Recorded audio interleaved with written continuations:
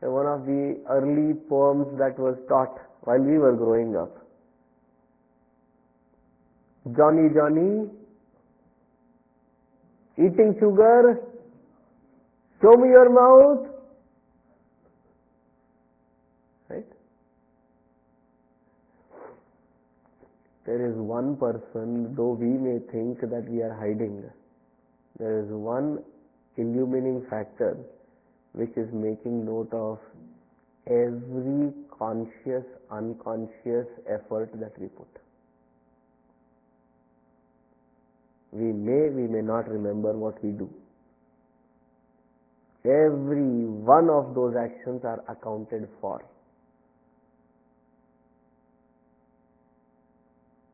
Every one of it.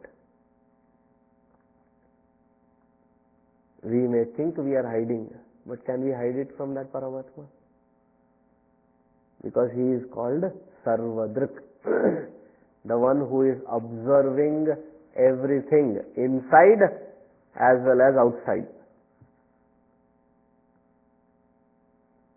And the best part is, in spite of knowing, I think that is the most amazing part of this creation.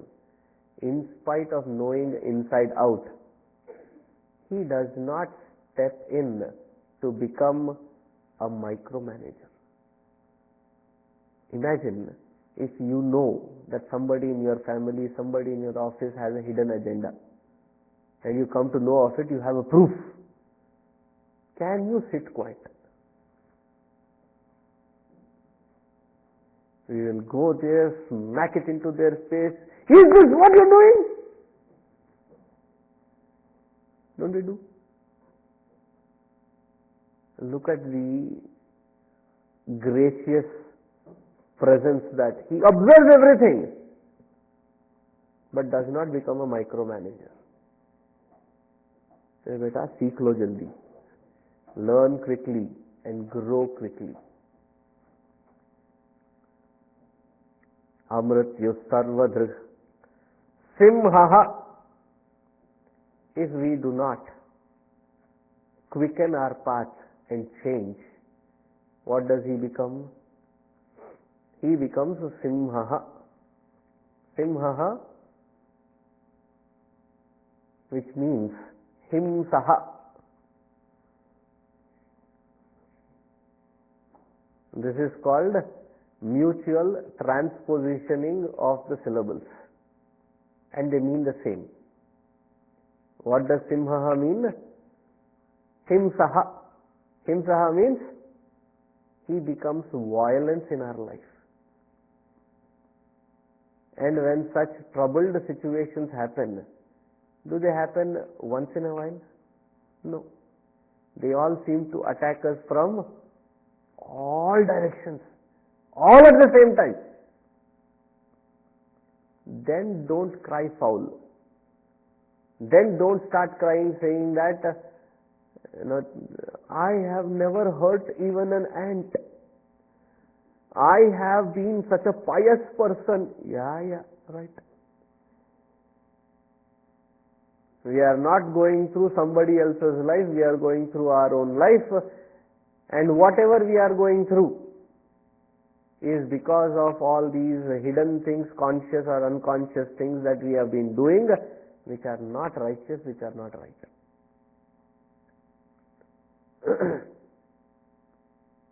It is not that he comes down to punish or he makes us, he is not that intent to constantly make sure that we are punished. The generic rules of this entire creation, it follows certain laws. You go along with them, life is beautiful. You go against them. Have you ever plucked a rose flower? All of you? You not? Do it tomorrow. And tell me tomorrow as to how was the experience.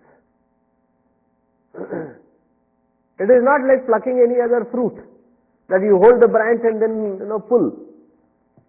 Yes, you have to be careful. You are plucking it. If you have a wild variety of rose, Even the stem on which that little rose, it also has tiny little thorns. And doing gardening, wearing a gloves is a concept that I learned after coming to US. Because back there we used to do it, we used to learn breaking it in spite of those thorns. And the concept that was taught to us was, when dealing with roses, learn that there will be thorns. It will prick you. Right? So while doing it, we do it unconsciously, and when it starts biting back, that is what is the law of nature. And the one who functions as that law of nature mercilessly is recognized as Simha. One meaning of it. Second meaning of it is,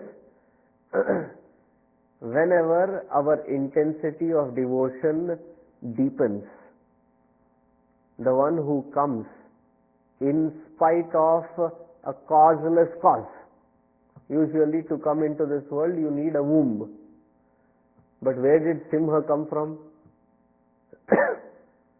From a pillar. And nothing can stop him to come once that intensity is intensified within our own heart. Amrityu sarva drik simha sandhata sandhiman stiraha. Sandhata, the one who tags, correlates, puts 1 plus 1 together. So we may have done actions in the past.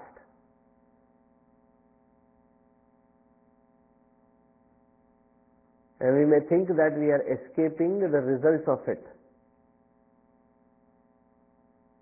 There is no one who can escape it. No one.